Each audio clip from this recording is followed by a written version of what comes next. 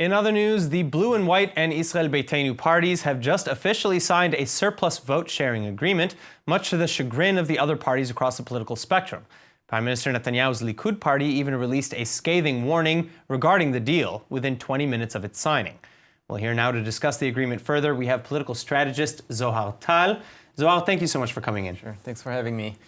So, first of all, I just want to start with the basics. What exactly is in this agreement? What does it mean for these two parties? Yeah, so it actually means that the leftover votes after spreading the parliament seats for all parties is now split between these two parties. So that means they can gain one more seat at the parliament. Now, either for Blue and White or Israel Beitenu, yes, whichever one has more percentage. Well, actually, the formula prioritizes the larger faction, so it is a much higher chance that Blue-White will gain the additional seat. Regardless of whether or not the extra percentage was actually Lieberman's. Yeah, that's true. I see.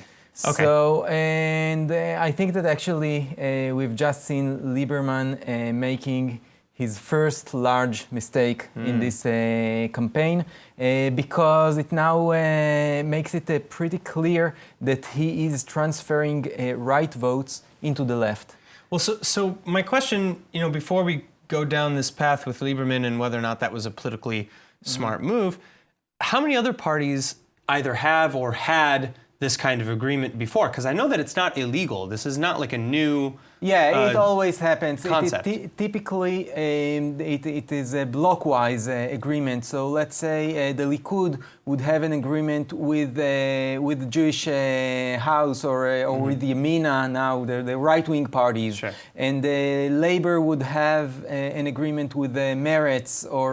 But no other groups currently, no other parties in this upcoming September election have no, this not deal. yet, but it will happen. It always see. does. But it is interesting here because it's a statement.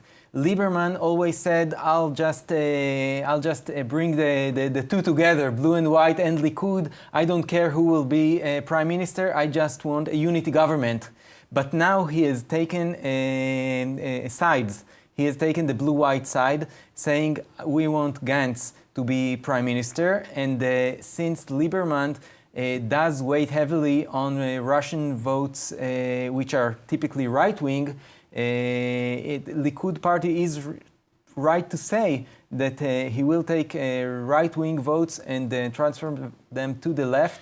And he called his own bluff. Well, so that brings us back around to kind of my next set of questions: is how do you really think that this is going to play out in real numbers come September? Do you think that more right-wing voters may maybe leave, especially Russian voters, maybe leave Israel Beitenu's camp and vote for somebody else entirely?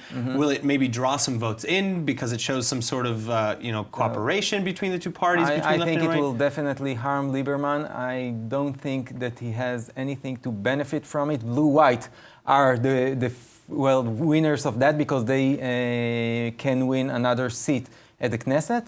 And I think it will benefit Likud because Likud is a right-wing secular party that will now draw more votes. And as you know, Likud has now a very strong Russian voters headquarters, and they will definitely bite on that one.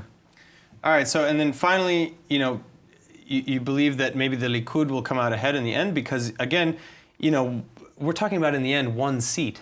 Yeah. With the surplus agreement. So, will it really have that big of an effect, or are we talking about a seat or two here? Well, first of all, we'll have to wait and see. Sure. But if you ask my opinion, Blue-White can gain up to one seat because of that. But Lieberman can lose much more because if voters turn to Likud, he can lose 3 or 4 seats. And that is a game changer. Wow. All right. Zohar Tal, thank you so much for coming in. Thanks for having me.